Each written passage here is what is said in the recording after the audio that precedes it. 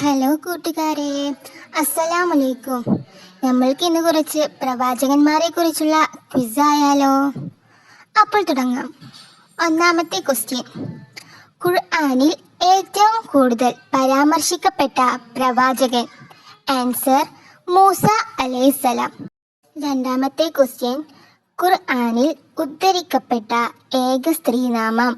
Answer: Mariyam ബീവി. 3. മറിയം ബീവിയെ വളർത്തിയ പ്രവാചകൻ?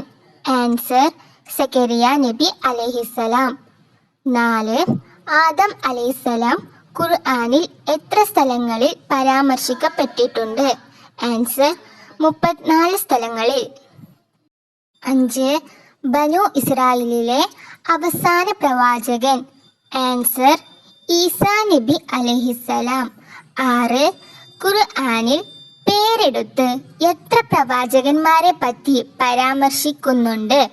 ആൻസർ: 25. 7. റസൂൽ എന്ന പദവി ലഭിച്ച ആദ്യ പ്രവാചകൻ? ആൻസർ: നൂഹ് നബി അലൈഹിസ്സലാം. 8. ഇബ്രാഹിം നബി അലൈഹിസ്സലാം ജനിച്ചത് എവിടെയാണ്? ആൻസർ: ഇറാഖിലെ ബാബിലോൺ. 9. ഇബ്രാഹിം നബി അലൈഹിസ്സലാമുടെ ഭാര്യമാരുടെ പേരെന്ത്? Answer: Hajara, Sara. 10.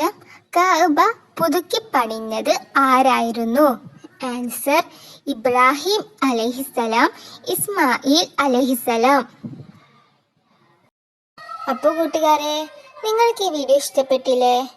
ഇഷ്ടപ്പെട്ടെങ്കിൽ തീർച്ചയായും സബ്സ്ക്രൈബ് ചെയ്യാനും ഷെയർ ചെയ്യാനും മറക്കല്ലേ കൂട്ടുകാരെ.